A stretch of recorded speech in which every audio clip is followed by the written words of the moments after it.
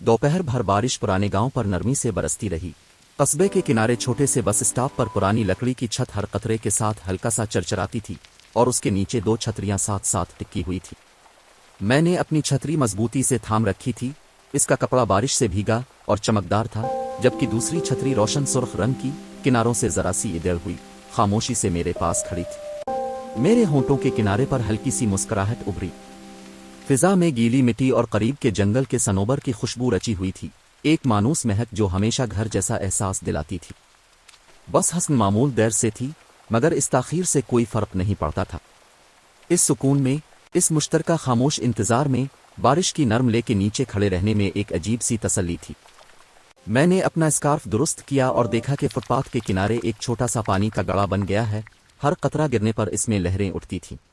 सामने कोने वाली बेकरी गर्म रोशनी में नहाई हुई थी। ताज़ा रोटी और दारचीनी की खुशबू हल्के से बारिश की ताजगी में घुल रही थी। यूं लगता था जैसे गांव थम सा गया हो, हर मंजर और हर आवाज नुमायां हो गई हो। पना ढूंढते परिंदों की मध्यम चहचहाहट, लटकते साइन बोर्ड्स की हल्की जुम्बिश, बादलों तले भीगी छतों के मध्यम रंग। सुर्ख छतरी जरा सी झुकी जब इसका मालिक अपना वजन बदला और एक लम्हे को हमारी नजरें मिले।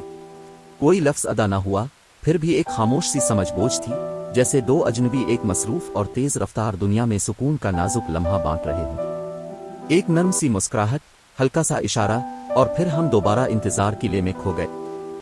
आखिरकार बस की गुड़गड़ाहट ने इसकी आमद की खबर दी। हम साथ ही आगे बढ़े, छतरियां पूरी तरह खोलते हुए। भीगे पत्थरों पर कदमों की हल्की छपाक सुनाई दी। गाड़ी रुकी, ब्रेक की आवाज के साथ। हम अंदर चढ़ गए, भीगे हुए मगर मुस्कुराते हुए, हर एक अपने साथ बारिश में गुजारे इस नर्म और पुरसुकून इंतजार की याद लिए।